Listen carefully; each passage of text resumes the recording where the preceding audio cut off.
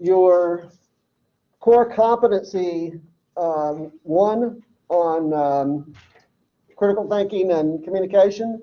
Don't forget, that's been out there since the beginning, or I think in the first week of the semester that was out there, maybe second or third day of the semester, but that's due at the end of week 6. Okay, so just to be precise, we're now in week 4. Okay, so just to be precise, let me, whoops, I clicked on the wrong one. Let me give you the exact date on that. Does anybody know the exact date? You have it firmly memorized? Okay, so remember how to get to this. If you haven't looked at this yet, you probably should. Okay, go to the link that says Core Competency Assessments over here on the left-hand side of the screen. And then this first bit of information is really just kind of FYI information from the Texas Higher Education Coordinating Board. Here's the actual instructions and writing prompt per se in the PDF file that I provided for you. And why is that doing that? I don't like this over here. How do I get rid of that? Does anybody know how I get rid of that? Guess like that. Okay, so the due date for this assignment is, where did I put that? Oh, there it is right there. No later than 11:59 Saturday, February the 27th. Okay, so that's not imminent, but it's approaching. And if you haven't given any thought yet, you need to do that. Okay, we are going to begin a topic this week, or deal with the topic this week on the fundamental documents of American political life, and that is the most directly related topic that we talk about in class to this assignment. Okay, so you'll be thinking about it anyway because we're going through that material in class as well as in the reading material in the textbook. Okay, any questions about that? Is it like an essay or? Well, it is. I mean, you just need to read the instructions. It's a writing assignment, yes. It's structured, the assignment is structured to give you a little bit of latitude for creativity. So those of you, again, who've read the instructions, you know what I'm talking about. You're operating as if you are a columnist for a newspaper at the time of the drafting of the Constitution. Okay. And you're explaining to your readers what this Constitution provides. Okay. Okay, very good. Just real quick, I see that there's one person online. Nate, can you hear me? See me? Nate, if you're there and you can hear me and see me, go ahead and raise your hand so that I'll know that you're getting the video and audio feed. Okay, good. Thank you. All right, so let's jump into the discussion of, whoops, I shouldn't have done that. Hold on just a second.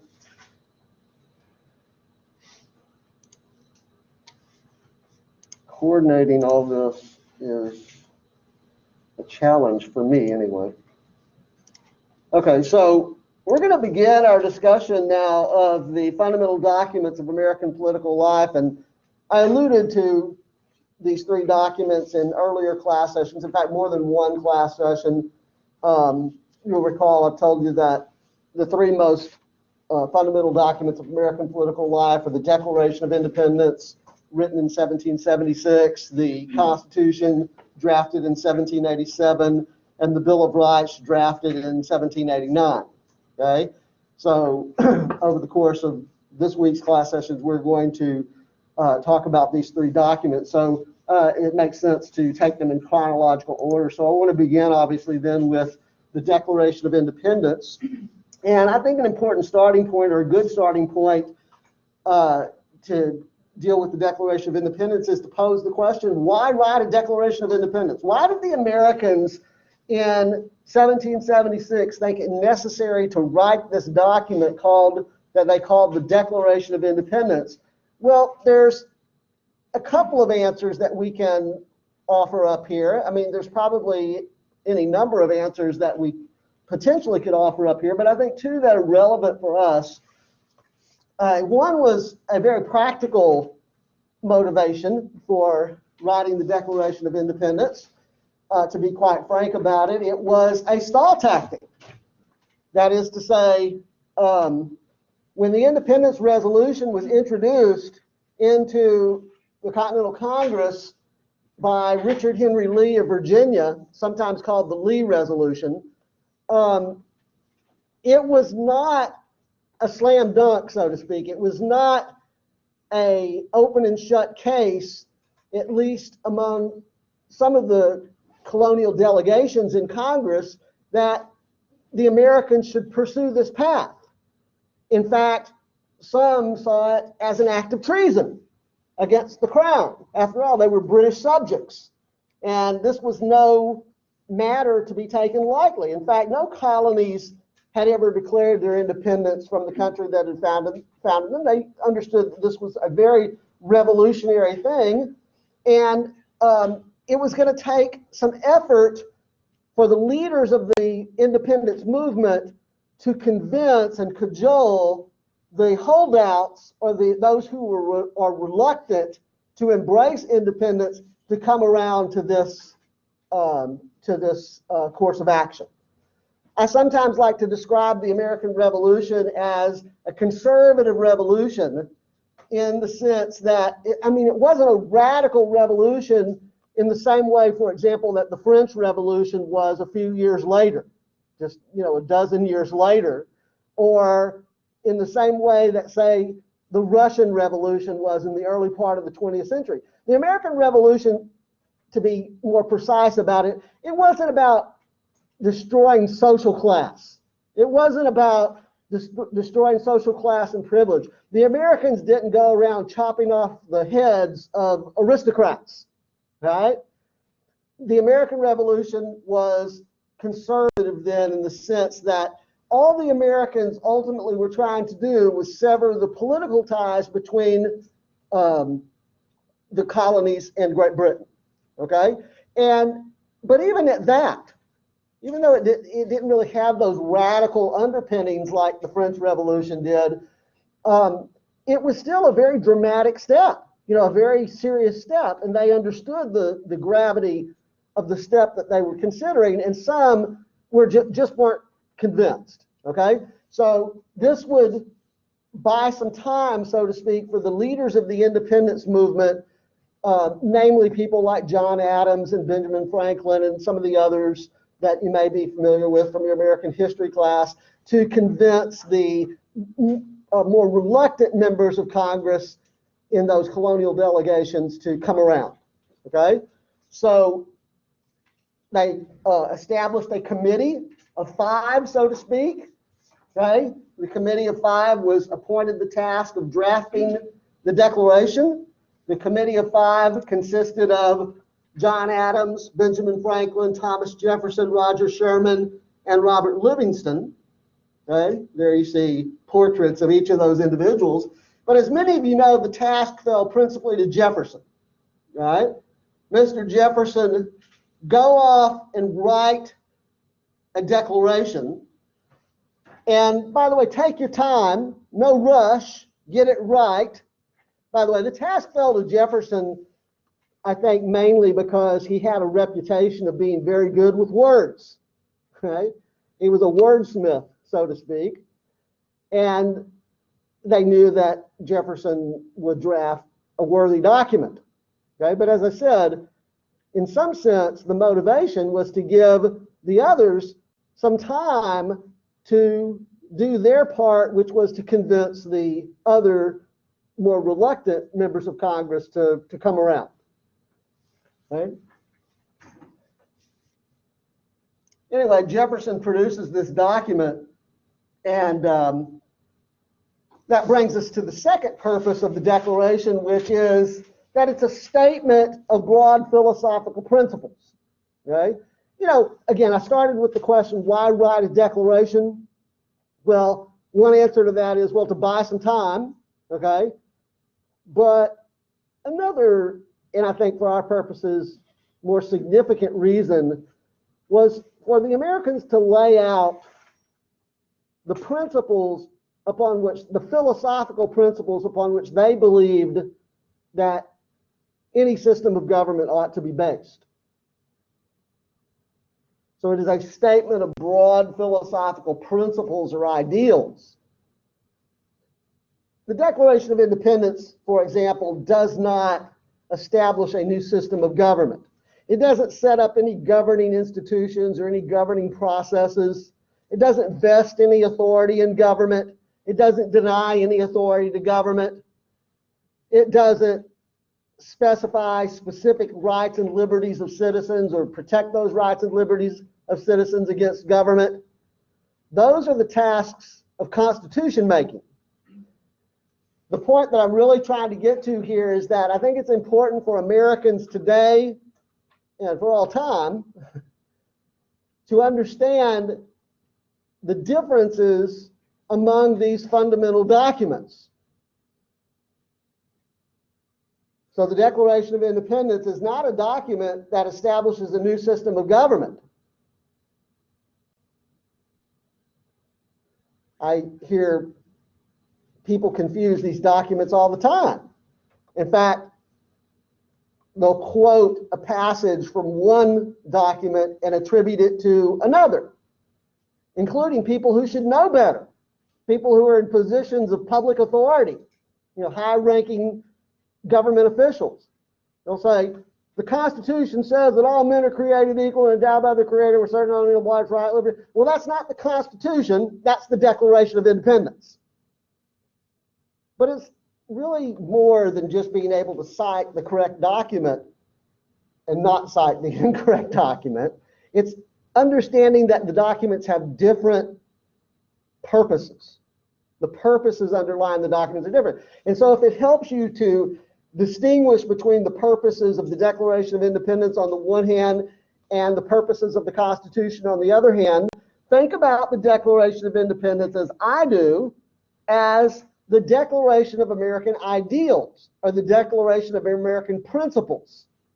Again, as I said a few minutes ago, it is a document in which the Americans, through the pen of Thomas Jefferson, lay out the fundamental philosophical principles upon which they believe any system of government ought to be based.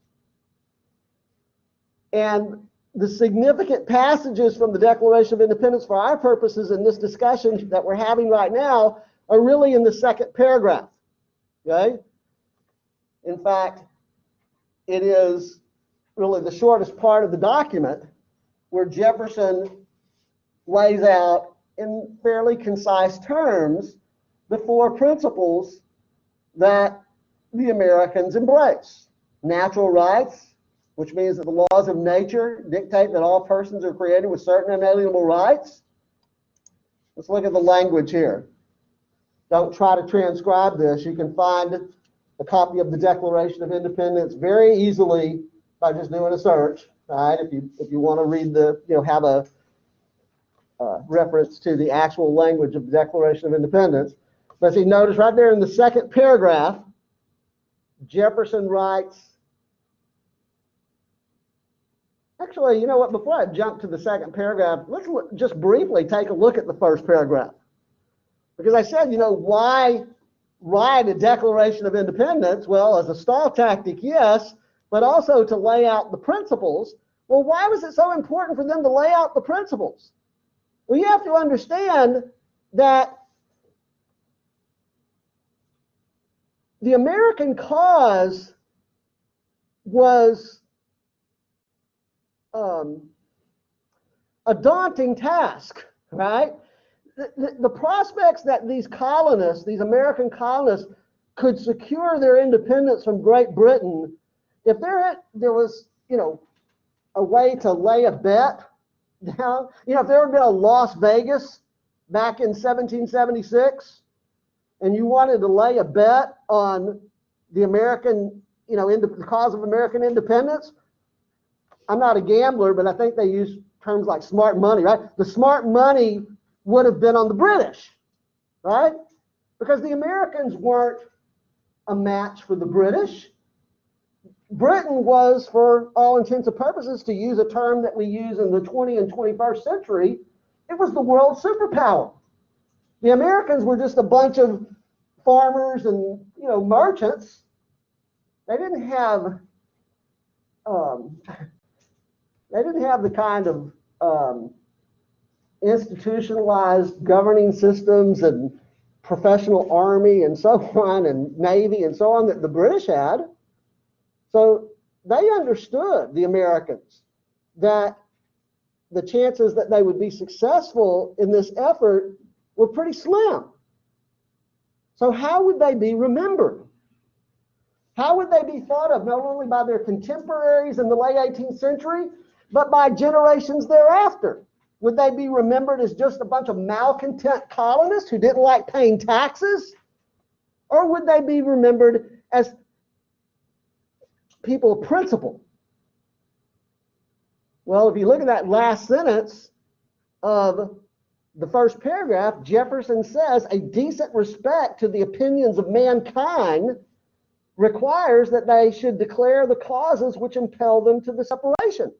And then later in the document, I won't try to find it here for you, but later in the document, he appeals to posterity and, providence and so on, right? So they understood the significance, the unprecedented nature of what they were doing. And they also understood the odds were stacked against them. It's amazing, in fact, to think that the Americans actually were successful in their independence effort. As I like to point out, sometimes I get groups of students who don't seem to like this very much, but the Americans probably would not have been successful in their War of Independence against the British had it not been for the entry of the French. Remember learning about the French that entered into the war on the side of the Americans, right? If you want to get a sense of how desperate the American situation was, sometime, if you like, anybody here a reader, you like to read historic, nonfiction, find yourself a volume of letters from General George Washington to the Continental Congress, where he is pleading with Congress to provide the assistance and his forces were on the verge of annihilation at Princeton and Monmouth and Valley Forge. Anyway, I don't want to digress too much on the military aspects of the revolution. It's for your history class, right? But I'm just really trying to impress upon you how daunting the task was for the Americans, and Jefferson and the others in Congress recognized that. And so that's why Jefferson writes, a decent respect to the opinions of mankind should require them to declare the causes which impelled the separation.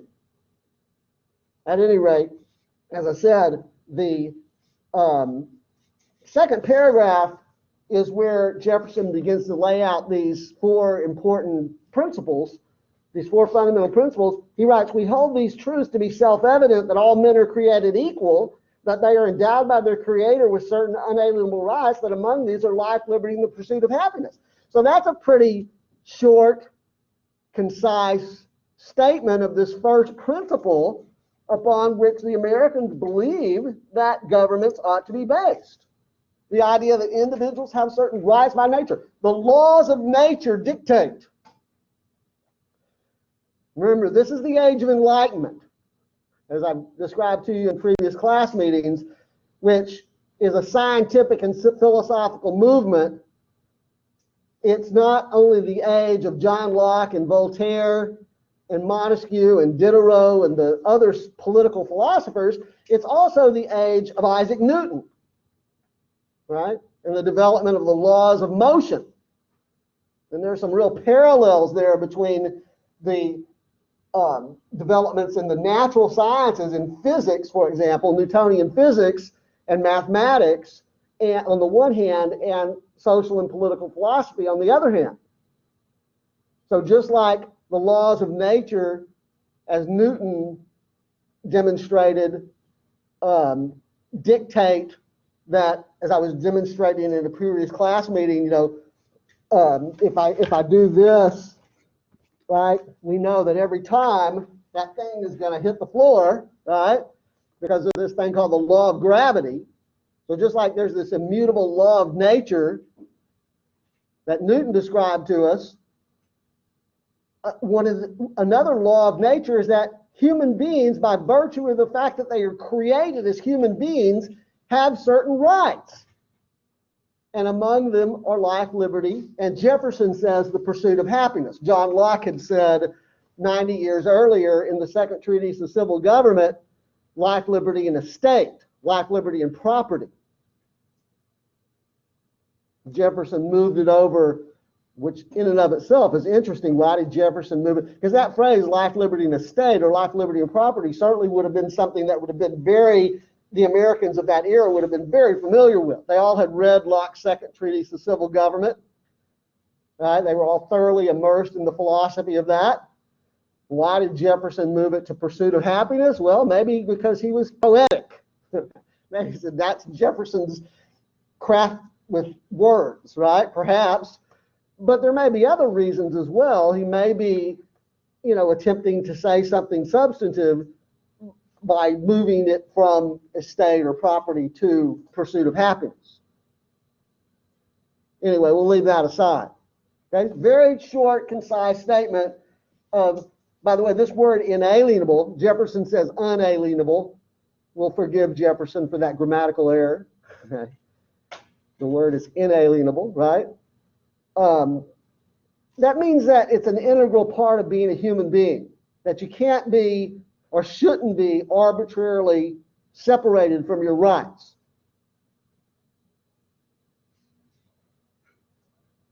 Second is social contract theory. Here, Jefferson reflecting Locke. What took Locke an entire volume in the 1690s to develop, in the Second Treatise of Civil Government, the British philosopher John Locke wrote an entire volume developing this theory of the social contract. Jefferson condenses down to a couple of short dependent clauses where he tells us something about the legitimate purpose of government and something about the legitimate source of government's authority. So let's actually look at the language here. He writes that to secure these rights, governments are instituted among men.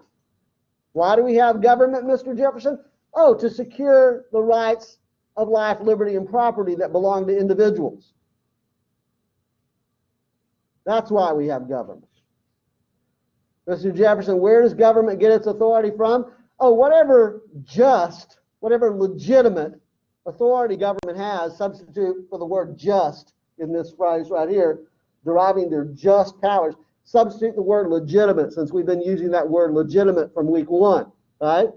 Deriving their legitimate powers from the consent of the governed. That was really the revolutionary contribution of John Locke in the Second Treatise of Civil Government. Let me do this here for just a moment, take this off so that you don't lose the context trying to get everything down on the screen, okay? When Locke wrote the Second Treatise of Civil Government, he was actually doing so in defense of restoring the British monarchy. The British had gone through a period of, 30, 40 years, something like that, in which they literally and figuratively lost their head. Charles II had been executed, and the so-called Roundheads, under the leadership of Oliver Cromwell, came to ascendancy. The Lord Protector, Oliver Cromwell, the Puritan oligarchy, as it was called. And for a brief period, relatively brief period of time, as I say, 30 or 40 years there, the British experimented with republican government. Remember, republican in the broadest sense just means any form of government that doesn't have a king or a queen. So they literally chopped off the head of Charles I, figuratively chopping off the head of the monarchy, right? Established a republican form. But by the 1680s, the British were ready to restore the monarchy. And Locke was actually writing the Second Treatise of Civil Government in the 1680s in defense of restoring the monarchy. But it's what he said. So he's not a Republican, he's a monarchist. I believe, if I understand Locke's arguments correctly, that's kind of a fine point. It's not really that relevant, but here is what is I'm certain of, and here's what is important for you to take away. It's what Locke said about the source of the monarch's authority that was important. Locke challenged the ancient notion that the so-called divine right theory, right? That the king or the monarch gets his authority from God. And as we've said in here previously, I think, think about that divine right theory and the implications of that for a moment. As I said previously, if I'm king and I get my authority from God, who are you to challenge my authority? Okay? Because if you challenge me, you're in effect challenging God. Locke comes along in the Second Treatise of Civil Government and says, that's nonsense. The king doesn't get his authority from God. The king gets his authority from the consent of the governed. And that's the point that the Americans pick up on 90 years later when they are declaring their independence from Britain when George III is king. They're saying that the king's power is not absolute. The king doesn't rule by divine right. The king gets his authority from the consent of the governed. And we certainly have not given the king our consent to be governed in this fashion.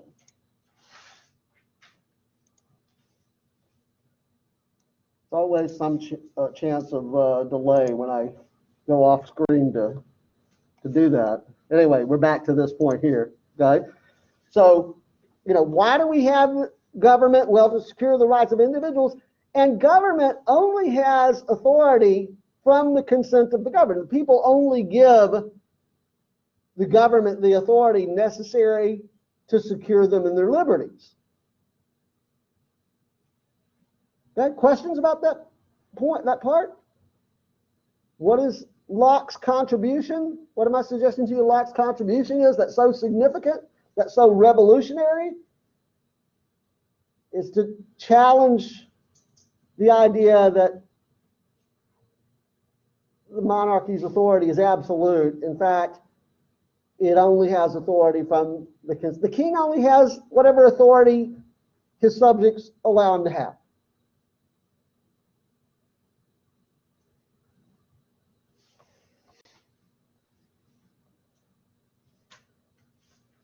All right, third, so the idea here is that there's a contract between the people and their government. The reason that governments are formed, according to Locke and Jefferson, is so that the rights of individuals can be secured through by a government which has authority by consent. But what happens should the government break the contract? See, here's how important contracts are in the liberal mind. Okay? This is a product of liberal thinking. Remember, we're talking about the Age of Enlightenment here, when liberal ideals are flourishing. Okay? Here's the importance of contracts. You know how contracts work. This is the extent to which we are still sort of steeped in this sort of thinking. Right? You know how contracts work.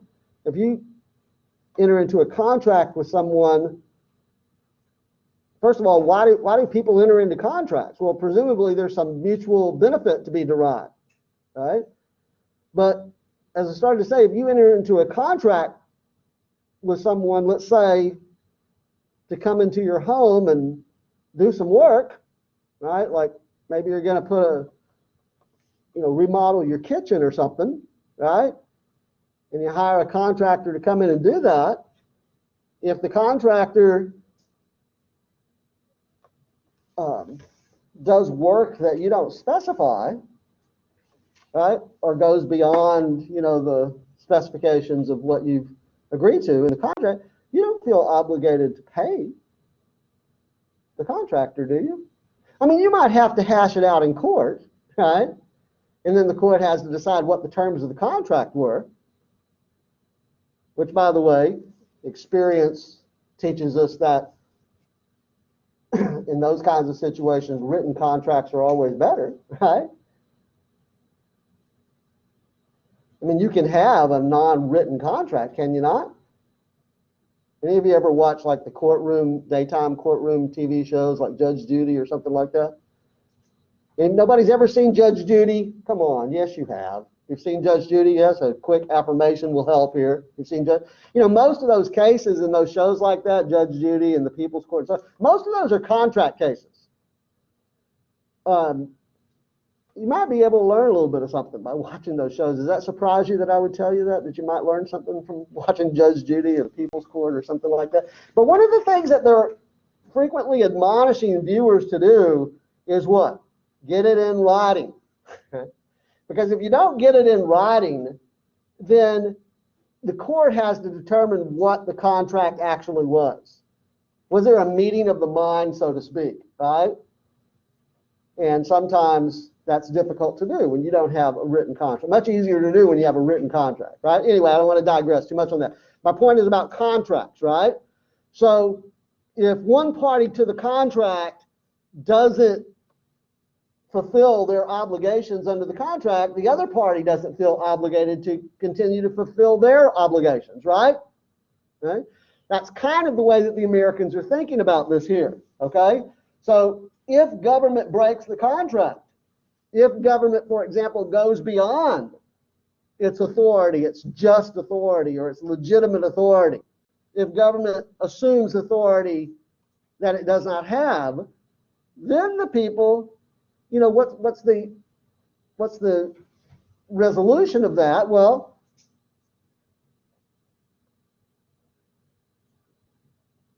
are the people, for example, think about what the Americans are saying in this Declaration of Independence. Okay? What are they doing in declaring their independence? They're saying we no longer consider ourselves to be subjects of the British Crown. Right? Why don't you consider yourselves to be subjects of the British Crown? Because the king's broken the contract. That's the bottom line for the Americans. In other words, if government goes beyond its limits, so implied in this social contract theory is this principle of limited government, right? But if government, as it's prone to do, assumes authority that it does not have and breaks the contract, then the people have a right of revolution. So let's look at this passage here together, okay? Look what Jefferson writes, that whenever any form of government becomes destructive of these ends, what ends are those? Oh, its legitimate purpose and its legitimate source of government's authority. It's a legitimate source of authority. Whenever government becomes destructive of these ends, this is the right of the people to alter or to abolish it, and to institute new government, laying its foundation on such principles and organizing its powers in such form as to them shall seem most likely to affect their safety and happiness. If the government breaks the contract, then the people have a right to abolish government and change it. They have a right of revolution, if necessary, by force of arms.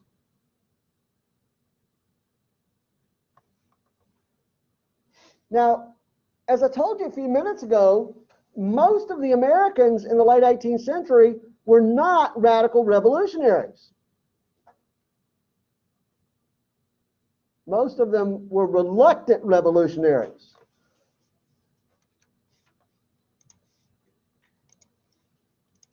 There may be a few that we can point to that would be examples of a radical revolutionary. I think I asked you all in a previous class meeting, how many of you recognize the name Thomas Paine, right? And some of you raised your hands, some of you are nodding your heads again this morning, right? Thomas Paine, as we mentioned, was his contribution to the American cause. He was the pamphleteer, right? He was the guy who wrote the pamphlets, most notably Common Sense and, The Age of Reason and some others. But it was basically his task to sort of whip up enthusiasm for the American cause. By the way, I can't remember if I mentioned this to you previously, but Paine was English. He came to the colonies at the time of the beginning of the Revolution. And Paine was, I think, one that we can put in the category of a more radical revolutionary. Paine was despised aristocracy. Does anybody know what happened to Thomas Paine after his time in America and his role in the American Revolution? Anybody want to take a guess what happened to Paine? He went to France and started whipping up revolutionary fervor in France. Was imprisoned there. Okay. So I think we can put Paine in that category.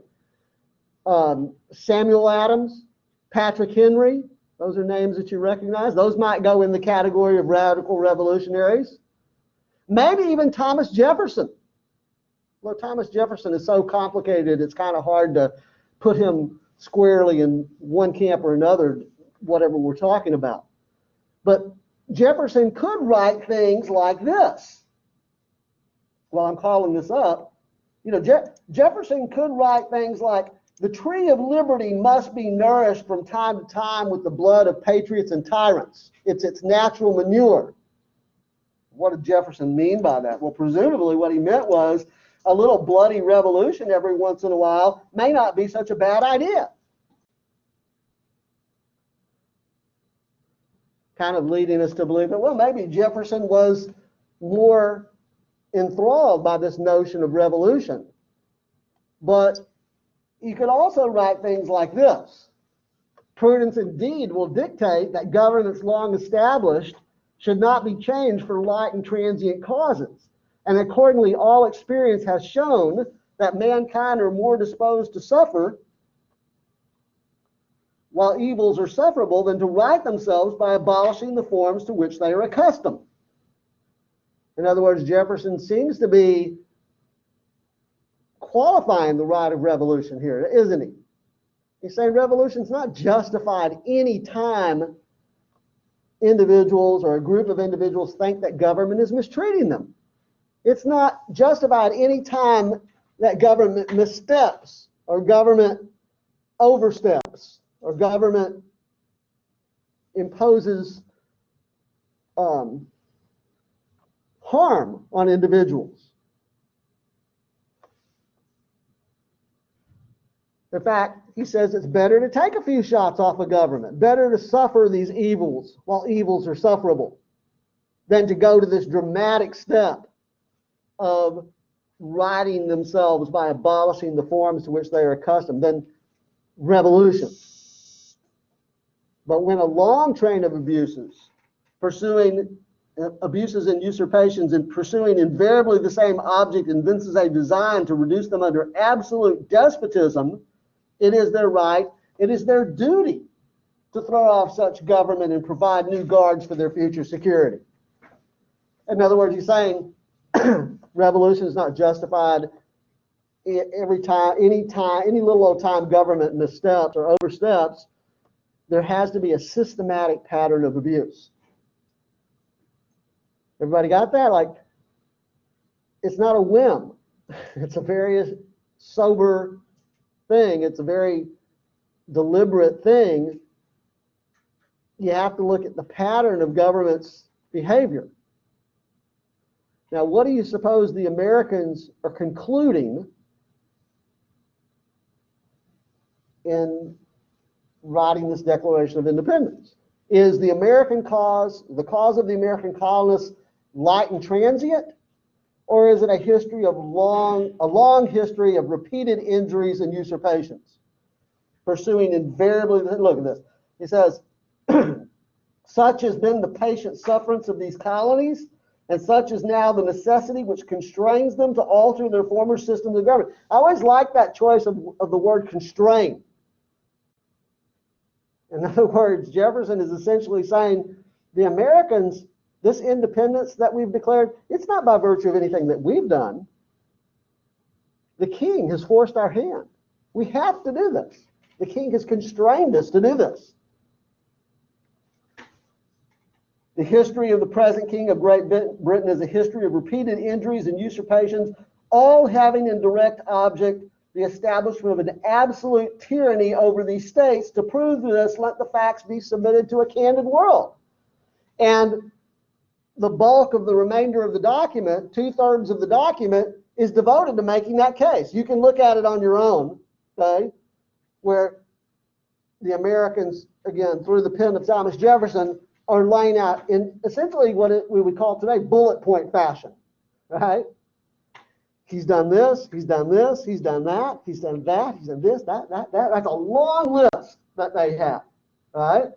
All in an effort to prove what? That the American case is not light and transient.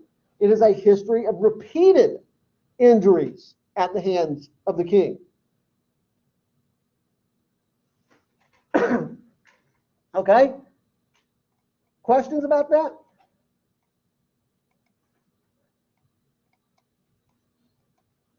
Okay, so what are the 4 principles that are laid out in the Declaration of Independence? Oops, got to get back to the right spot. There we go. Individuals have certain rights by the laws of nature. That's the starting point. Right? Among these are life, liberty, and pursuit of happiness. These individuals create a political society and a government and empower that government to secure their rights and liberties. But government only has authority necessary to do that and by the consent of the governed. And that implies that government has limits. Government can't just do anything that it wants. If the government should overstep in a consistent and systematic fashion, as we've seen, then the people have a right of revolution. The people have a right to alter or abolish their government, if necessary, as it said, by military force. So, the right of revolution.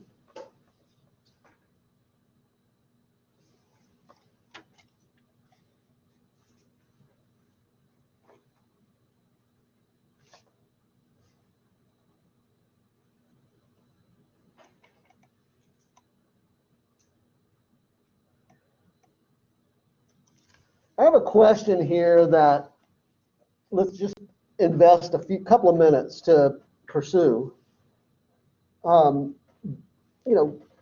sort of a follow-up to the point that we just made about the right of revolution, is this right of revolution to be understood as, applied a radical interpretation or a more conservative interpretation? Well, Jefferson's words in the Declaration of Independence suggest the latter, right? Prudence indeed will dictate. By the way, that word prudence means what? Prudence indeed will dictate. Prudence means careful thinking, right? Not acting on a whim, right? Reflection, right? So careful thinking and reflection tells us that a radical interpretation of the right of revolution should not be applied.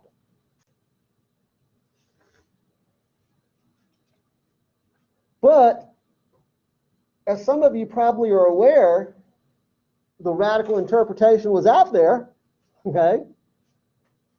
And in our early national history, there were a number of armed uprisings against state authority, right? The paper money riot, sometimes known as the Exeter Rebellion in New Hampshire in 1786. The most infamous or famous of these was Shays' Rebellion in New Hampshire in 1786, a series of violent attacks on courthouses and other government properties in Massachusetts, led to a full-blown military confrontation in 1787. Henry Knox's letter to George Washington in 1786, very telling. What is to afford us security against the violence of lawless men? Our government must be braced, changed, and altered to secure our lives and property.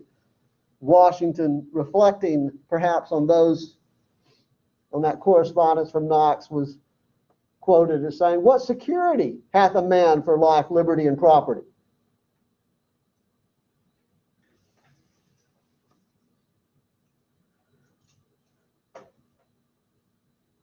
So you have this turmoil, which is festering in places like Massachusetts and New Hampshire in the early years. The Americans declared their independence in 1776. It wasn't a done deal, though, right? They still had to wage their war of rebellion and successfully conclude that, which I think was 1781. I think the Revolutionary War ran about 5 years. Okay? I think, if I remember correctly, 1781. Okay? And in the years that immediately followed that, you have some of these episodes that I have a couple of them up here on the screen. Look, the point I'm trying to get at here is that, let's take, the most famous of these, Shays' Rebellion. I think it's probably accurate to say that Daniel Shays and his compatriots believed that they were acting in a manner that was consistent with the spirit of the Declaration of Independence. That they had a right. Jefferson had told them in the Declaration of Independence they have a right to armed rebellion against government if government is abridging their freedoms. But, there's a problem there for stable civil order. If you tolerate a situation where you've got any number of individuals or groups of individuals out there who can take up armed rebellion against the government anytime they think that government is mistreating them, how can you possibly have a stable civil society? How can you possibly promote a civilized order? I mean, I don't know about the rest of you folks, but I certainly would prefer to live in a world without that kind of ongoing armed rebellion. I mean, when do you ever have time in that sort of world? When do you ever have time for art and culture and music and commerce and all of the wonderful things that civilization brings if there's this constant festering and turmoil? We see that in some parts of the world. We saw it in the early national period here in the United States. And that's what caused some of the leadership, including people like George Washington and Benjamin Franklin and John Adams and James Madison and Alexander Hamilton, to call for a constitutional convention, because the existing arrangement was not capable of providing that kind of structure, right? The first constitutional system under which Americans lived during the 1780s, the Articles of Confederation, had a number of very serious flaws, but the most significant of these, which was highlighted, it wasn't caused by Shays' Rebellion, but it was certainly highlighted by Shays' Rebellion, was a central government that was not sufficiently empowered to maintain order.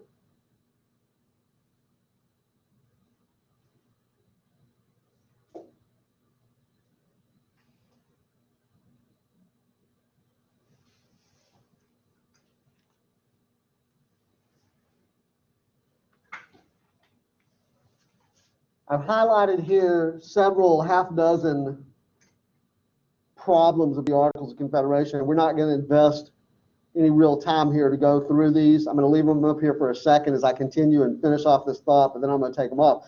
If you want to become a little bit more familiar with the problems of the Articles of Confederation, that's one of those areas where I think the authors of your textbook do a really nice job. I think they do a really pretty good job outlining in a very general way, introductory way, what the problems were with the Articles of Confederation.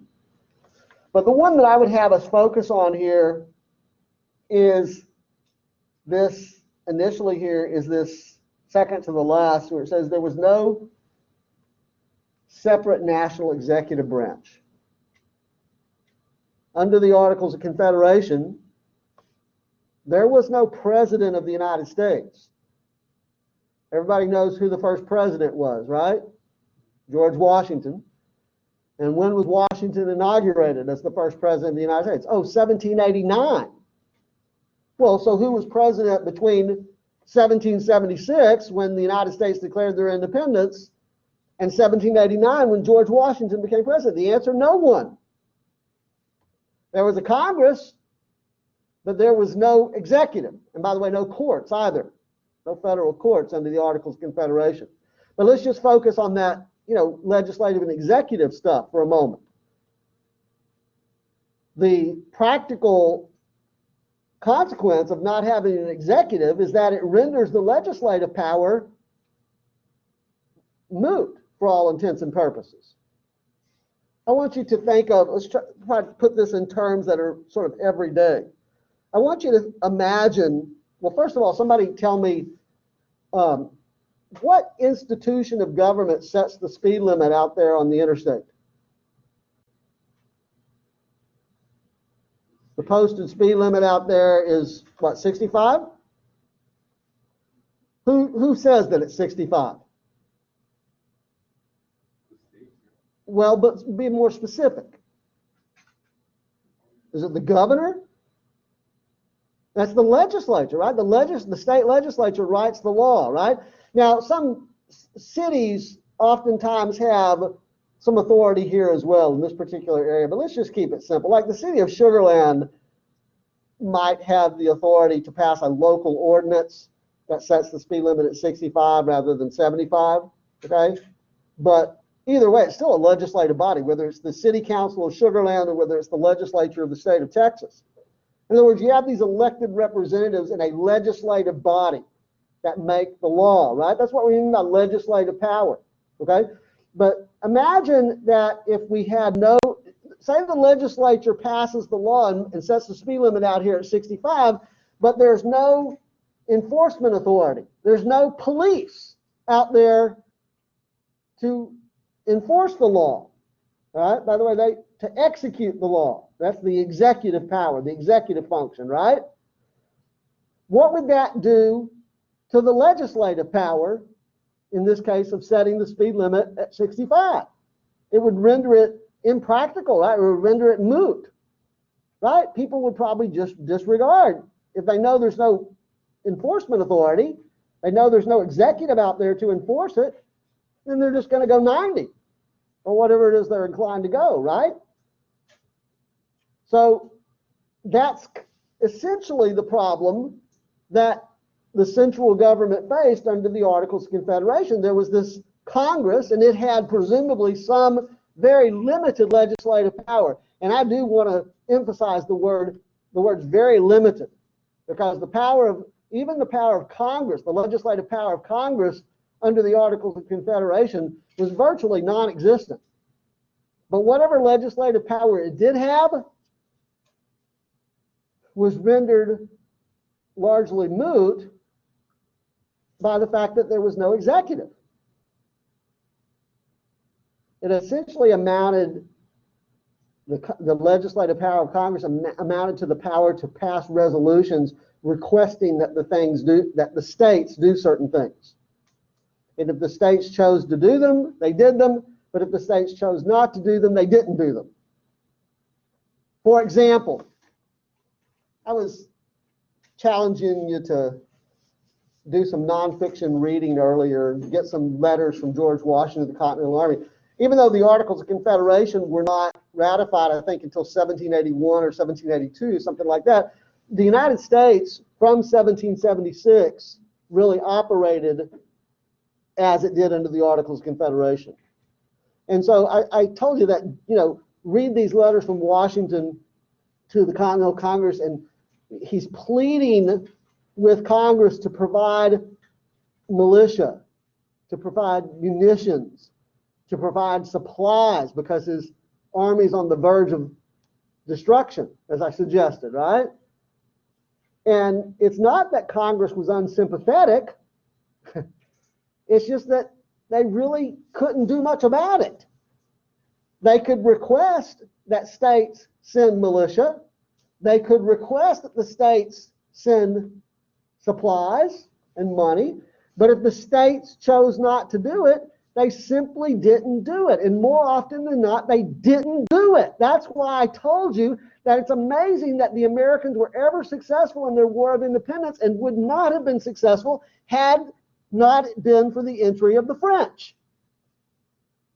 Because the states simply wouldn't do it most of the time. And after the Treaty of Paris was signed and the War of Revolution was concluded and the Americans had achieved their independence, that pattern continued. Congress couldn't tax directly. It could only essentially request from the states, right? Or any of the things that we might suspect that Congress would do. Okay? So without an executive to enforce, the legislative power was rendered moot. Okay, so that's a big one right there. And again, this has been up here long enough that most of you probably have all this jotted down. But as I said, you can refer to your textbook to sort of get the details. Here, obviously this is a big one, right? I hinted at this one just a moment ago, right? Congress couldn't raise revenue on its own. It could only request it from the states. This is a big one, right? Each state was sovereign. State constitutions, not the articles, determined the kinds of governments Americans lived under. Oh, all of them are big. I guess I shouldn't just highlight one. Look at this one. This is a pretty big deal too, right? The way that the Congress worked. I was talking about the Richard Henry Lee resolution earlier, the Independence Resolution. Why did they need, I just sort of glossed over this point. Why did they need time to convince and cajole the others to support the Independence Resolution? Well, because the way that Congress worked was each colony during the colonial period and then in the early national period, the states had one vote. So Maryland had one vote, Massachusetts had one vote, North Carolina had one vote, South Carolina had one vote, Georgia had one vote, New York had one vote, etc. And each colony or each state had one vote.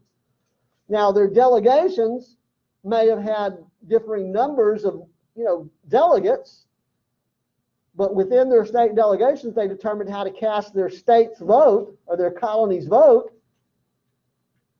And if only one had opposed, then it was a dead matter. Again, that Independence Resolution in 1776, if even one colony, say Georgia, had balked at the Independence Revolution, no, we're not going to cast our vote in favor of independence. We're going to, remain loyal to the crown. That means it was a dead matter. After independence, the same thing, right? So this is a pretty big deal.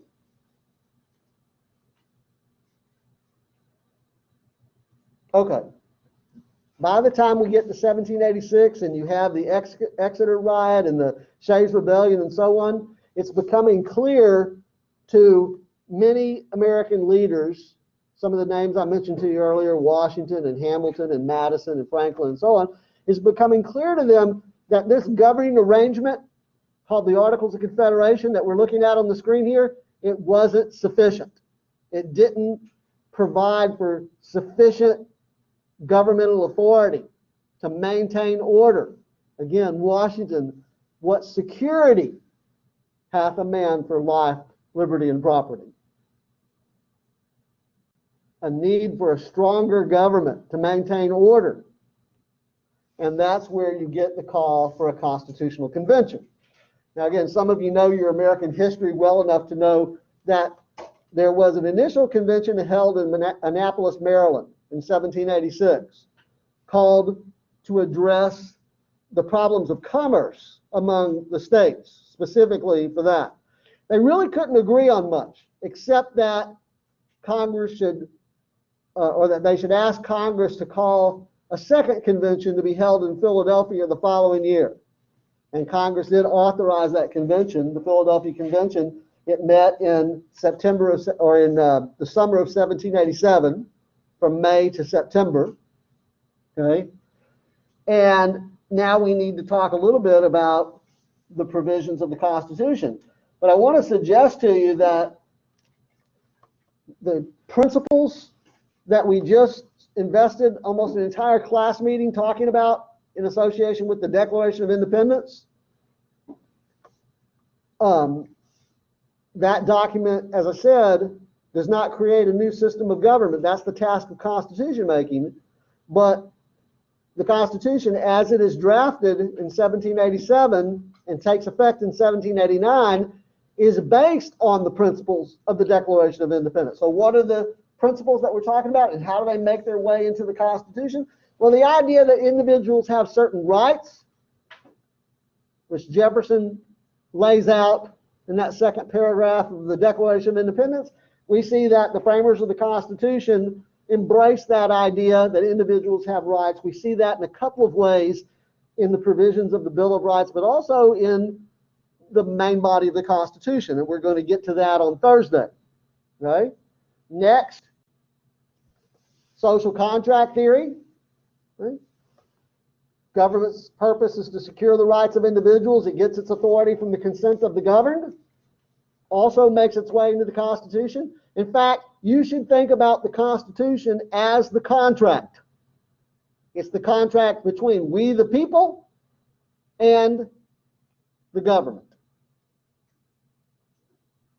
That language of the preamble suggests that exactly. But we also see it in the methods of leadership selection that are outlined in the first three articles of the Constitution. The idea that there are limits to government's power. Well, we're going to talk about some specifics here, but let me just say, because we're quickly running out of time, that something I've told you previously, a couple of class meetings back, that the principle of limited government is really it is really the central lens through which we need to understand American constitutionalism. The whole point of having a constitution is to impose limits on government. That's the whole point of having a constitution. As I said in that previous class meeting, I don't remember exactly which class meeting it was, but if you believe that government, there should be no limits to government's authority, then there's no point in having a constitution. So we'll see that in several ways in Thursday's class meeting. And then finally, we'll finish on this point because it is now time for us to go. The Americans retain, the framers of the Constitution retain this idea that the people have a right to alter their government, but they want, given Shays' Rebellion and the Exeter Riot, they want to downplay that whole violent revolution angle, right? They want to tamp that down, okay? So what do? Well, they incorporate into the Constitution a peaceful political process for the people to change their government, the formal amendment process. Okay, we are out of time. Thank you for your attention. We will see you on Thursday.